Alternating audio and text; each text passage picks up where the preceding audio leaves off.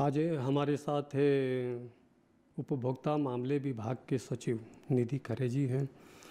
मैं दूरदर्शन किसान के जो कृषि भवन में हमारा ये स्टूडियो है, इसमें आपका बहुत बहुत स्वागत है। धन्यवाद।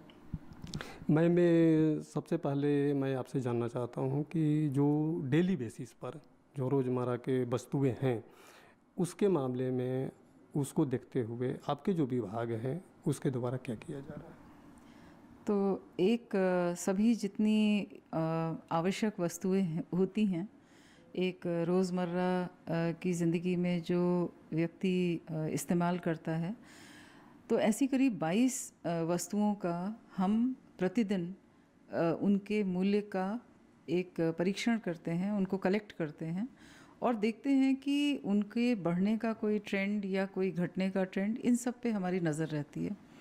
प्रमुख रूप से जब किसी भी खाद्य पदार्थ की यदि मूल्य बहुत अधिक बाज़ार में बढ़ रही है, विशेष रूप से खुदरा बाज़ार में, तो फिर उसमें गवर्नमेंट की ओर से बहुत सारे इंटरवेंशन के लिए कदम सोचे जाते हैं कि किस प्रकार से मूल्य नियंत्रण रखा जाए। आपने बताया कि 22 वस्तुएं हैं जिसको आप मॉनिटरिंग करती हैं। ये 22 वस्तुओं में मोटा मोटी कौन कौन से आ जाते हैं? तो इन वस्तुओं में जैसे कि गेहूँ, चावल, आटा, 5 प्रकार की दालें जिसमें मसूर, चना, उड़द, मूंग और अरहर, तुअर जिसे कहते हैं। इसी प्रकार से खाद्य तेल, जिसमें कि अलग अलग जो खाद्य तेल हैं उनके मूल्य का एक तरह से उनको लगातार देखना। फिर अन्य चीज़ें भी जैसे कि दूध है या अंडा है, इस प्रकार की जो एक सामान्य हाउस होल्ड में जो उपयोग होता है। तो प्रतिदिन हम लोग 550 प्राइस मॉनिटरिंग सेंटर्स के माध्यम से जो पूरे लगभग 34 स्टेट्स यूटीज़ में फैले हुए हैं, इन जगह से हर दिन हमें खुदरा और होलसेल दोनों मार्केट से इन इसेंशियल कमोडिटीज़ के मूल्य के बारे में एक इनपुट आता है, जिसको कि हम फिर अध्ययन करते हैं कि क्या किसी विशेष खाद्य पदार्थ का मूल्य बढ़ तो नहीं रहा है मार्केट में, क्या ये असुविधाजनक हो रहा है हमारे कंज्यूमर्स के लिए। तो इस पर एक हम निरंतर एक निगाह रखते हैं और कोशिश करते हैं कि जो इसेंशियल कमोडिटीज़ हैं इनके मूल्य एक तरह से स्टेबलाइज रहें, स्टेबल रहें। अगर बढ़ रहा है तो उसको किस प्रकार से घटाया जाए, नियंत्रित रखा जाए ताकि कंज्यूमर के लिए असुविधाजनक नहीं हो। कभी कभी ये देखा जाता है कि प्याज है, टमाटर है, आलू है, जो डेली इसको सब्जी में यूज किया जाता है, इसके दाम अचानक बढ़ जाने से जो किचन के जो बैलेंस है वो लगभग बिगड़ जाता है। तो उसके लिए क्या कुछ किया जा रहा है? तो ये 3 सब्जियां हैं, प्याज, आलू और टमाटर, जो कि लगभग आपने सही कहा सभी घरों में इसका उपयोग होता है। मगर हमें ये भी जानना ज़रूरी है कि ये ऐसी पैदावार हैं जो कि जिस समय पैदावार घटती है उस समय प्राइसेस बढ़ते हैं। विशेष रूप से जब हमारे यहाँ जैसे फेस्टिवल्स आते हैं, दिवाली है, दशहरा है, उसी समय शादी ब्याह का आयोजन भी होता है, तो बहुत अधिक मात्रा में उस समय प्याज की आवश्यकता होती है और उसी समय हमारा जो उत्पादन है वो एक्चुअली धीरे धीरे घटता चला जाता है। एक और भी कारण है कि प्याज को बहुत अधिक समय तक हम स्टोर नहीं कर पाते, यानी कि लगभग प्याज जो है वो 4 महीने तक तो सही तरीके से रह पाता है। उसके उपरांत जो है वो इसकी लॉसेस जो हैं वो लगभग 30% तक भी बढ़ जाते हैं। तो एक बैलेंस बना के देखना होता है कि किस प्रकार से हम जिस समय आवश्यकता हो उस समय सरकार क्या कर सकती है। इसीलिए प्याज का भी बफर क्रिएट किया गया है और ये मूल्य स्थिरीकरण फंड के ही अंतर्गत इसको क्रिएट किया जाता है। इस वर्ष हम 5 लाख मीट्रिक टन प्याज को प्रोक्योर कर रहे हैं।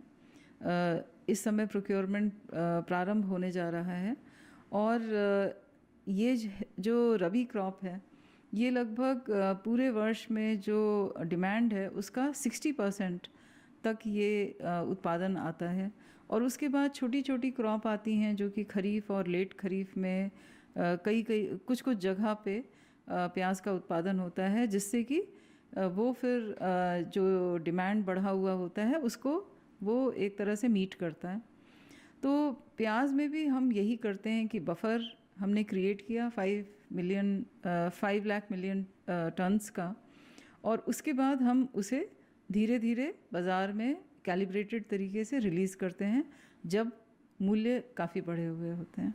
अभी हमारा जो देश है लगभग खाद्यान्न में आत्मनिर्भर है, लेकिन इसमें एक जो दलहन है सबसे अहम वस्तु है, उसमें अभी भी हम आत्मनिर्भर नहीं हुए हैं। इसके लिए कृषि मंत्रालय और आईसीआर भी प्रयासरत है। आपके विभाग के द्वारा इसमें क्या किया जा रहा है? दलहन की जो उपज है वो हमारे देश में अभी भी हम उसमें आत्मनिर्भर नहीं हुए हैं, और इसी कारण से हमें दलहनों के एक्सपोर्ट को हमको लेना पड़ता है ताकि हम इन दालों की आवश्यकता को अपने समाज के लिए, अपने उपभोक्ताओं के लिए हम सुलभ करा सकें।